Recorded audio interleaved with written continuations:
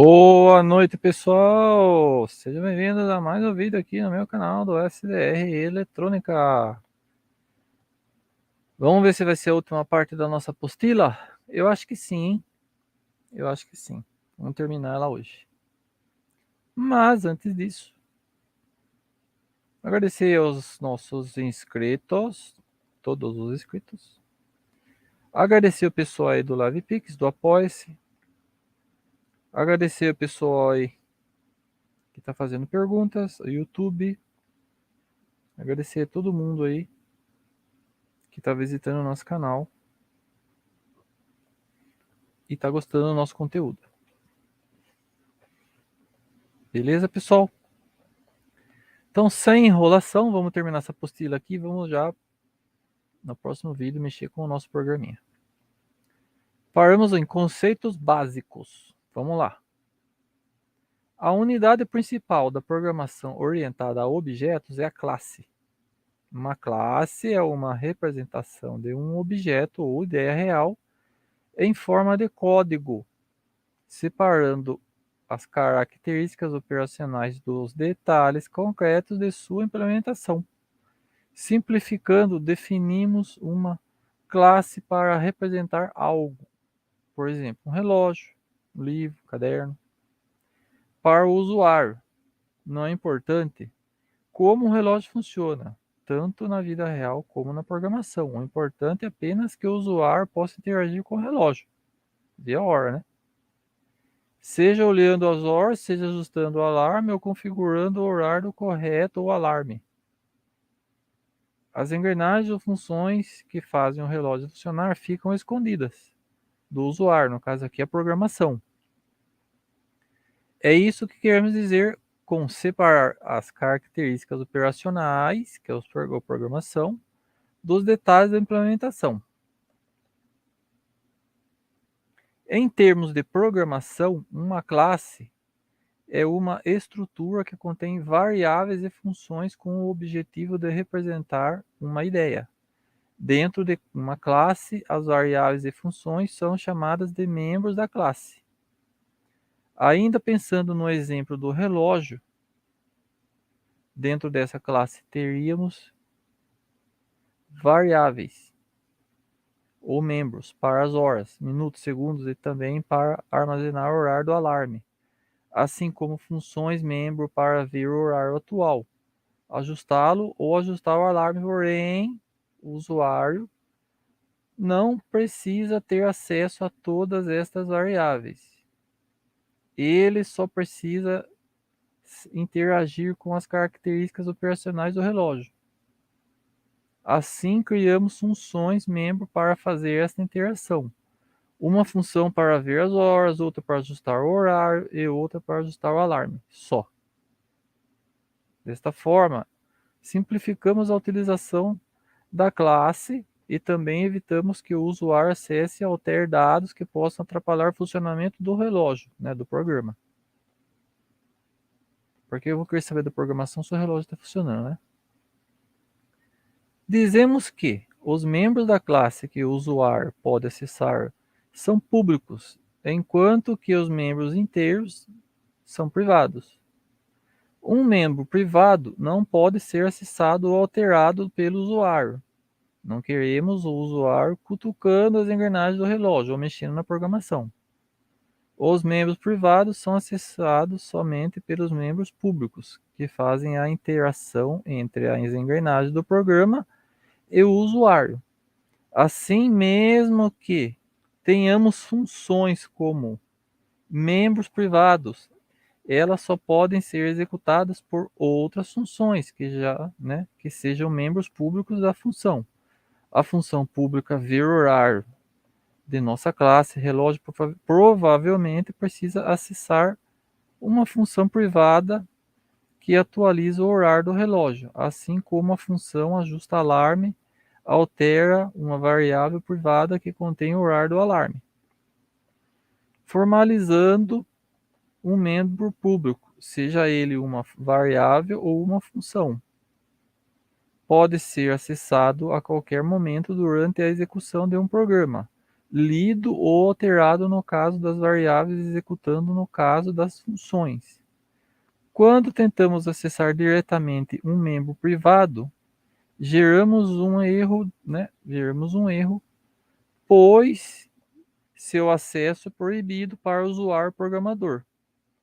Assim, a única forma de acessar um membro privado é através dos membros públicos. Esta separação entre membro público e privado é feita na declaração da classe. O próximo conceito essencial da programação orientada a objetos é o próprio objeto.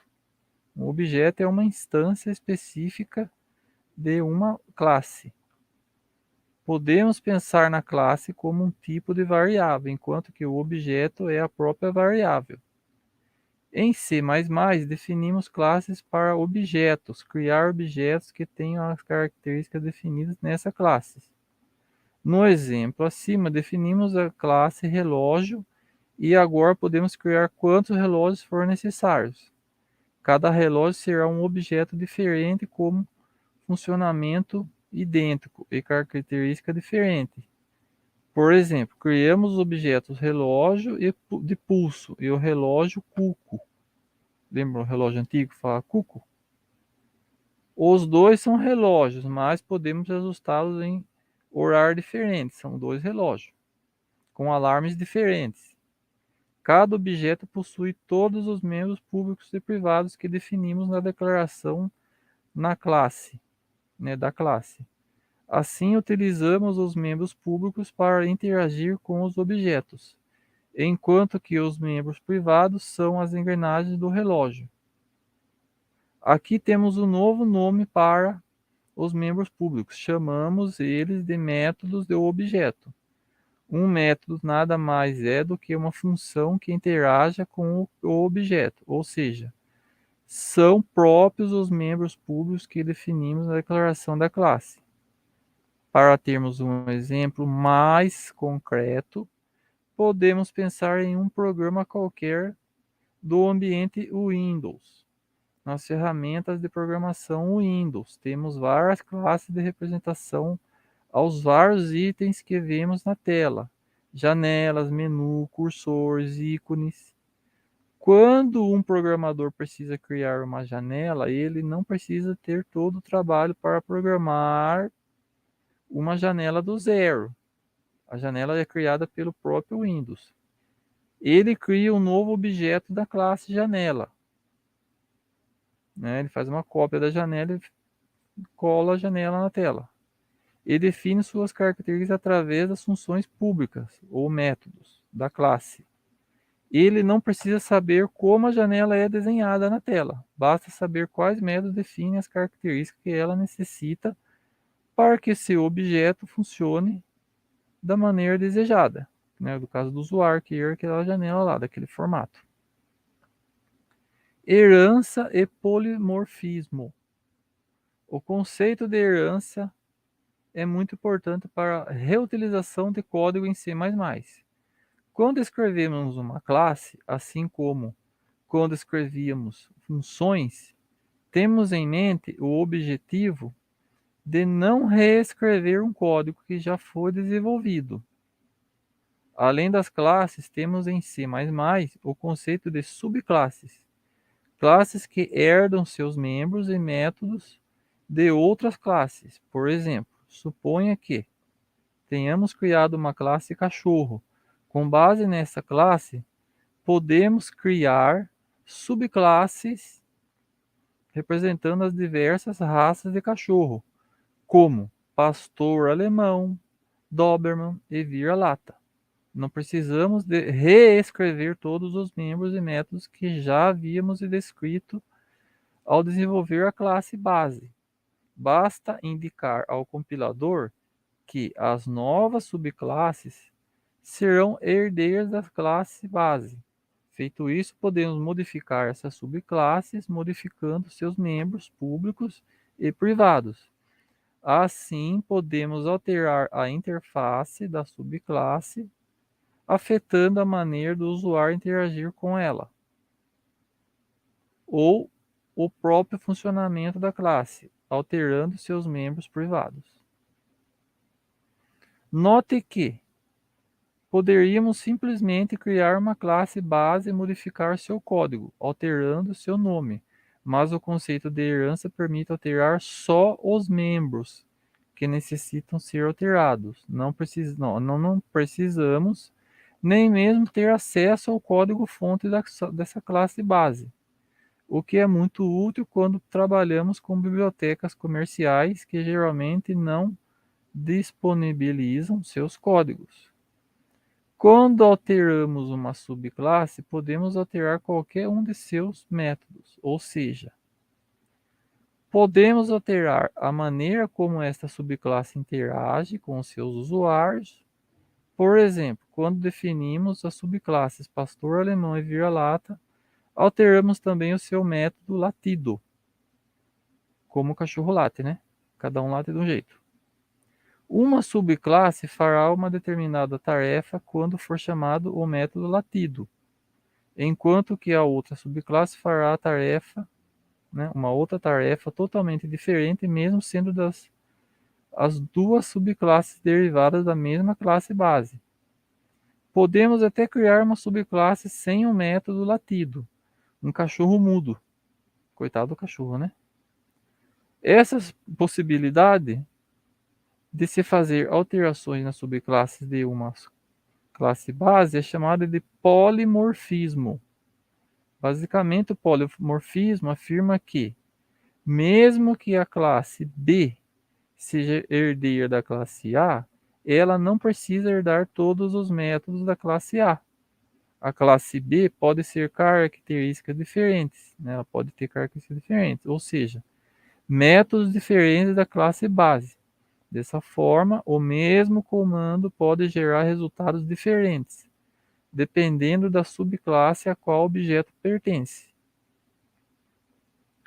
A ideia por trás dos conceitos de classes, objetos, heranças e polimorfismo é possibilitar a elaboração de código mais simples para programas mais complexos, quebrando os diversos aspectos de um programa em blocos, independentes em si. Assim, não precisamos atacar todo o problema de uma vez. Podemos dividi-lo, né, o programa, e trabalhar com cada uma dessas divisões individualmente. Outro ponto importante por trás da programação orientada a objetos é a reutilização do código. Por que reinventar, né, todo o código de novo, toda a roda sempre que escrevemos um programa novo? Nesse aspecto, podemos apenas, né, nesse aspecto, podemos pensar nas classes como grupos de funções, ó. Apenas isso. Não precisamos saber como elas funcionam. Precisamos saber como utilizar seus métodos para obter os resultados desejados. Só isso. Atualmente existe um número muito grande de bibliotecas de classes para C++. E podemos criar mais bibliotecas. Cada um cria a sua biblioteca de acordo com a função que a gente quer no programa. Tanto comercialmente como, né, como em código aberto, que é open source. Nos programas gratuitos que a gente pode alterar. Com as aplicações mais diversas, desde bibliotecas matemáticas até bibliotecas gráficas, para a elaboração de jogos até jogos 3D, tá? Ou mais, tá? E a gente vai parar aqui em referências, para o pessoal poder ver, tá? As referências aí da nossa apostila. Quem quiser baixar, tem aí. Ok, pessoal, a gente termina aqui a nossa apostila aqui em programação C++, é a apostila básico, tá? É o básico do básico. Ok? Temos algumas outras coisas aqui para baixo, né? O link para baixar a apostila, né? Temos aqui o compilador dev, C++, e esse aqui foi onde eu baixei os módulos da apostila, tá? E terminamos aqui. Beleza, pessoal? Acabamos de ler a nossa apostila de dev C++. Começamos no módulo 1, fomos até o módulo 11. Vimos muitos exemplos e muitos programas aí. Agradecendo todo mundo aí que assistiu nossos vídeos, todos os inscritos. E o próximo vídeo já vamos começar a mexer com um compilador. Vamos instalar o compilador no programa, no computador. Tá? Quem tiver dúvida aí, digita aí, ó. Dev C++. Tem várias versões, tá? Eu vou baixar a versão 9. Mas eu vou fazer um vídeo dele. E vou mostrar no próximo vídeo. E a gente já vai começar a mexer com programação. Tá? E eu vou ensinar aqui o básico do básico, tá, pessoal? Cada um aprende um pouquinho e desenvolve o seu programa aí. Ok? A gente agradece a todos aí. Um abraço a todos e fui.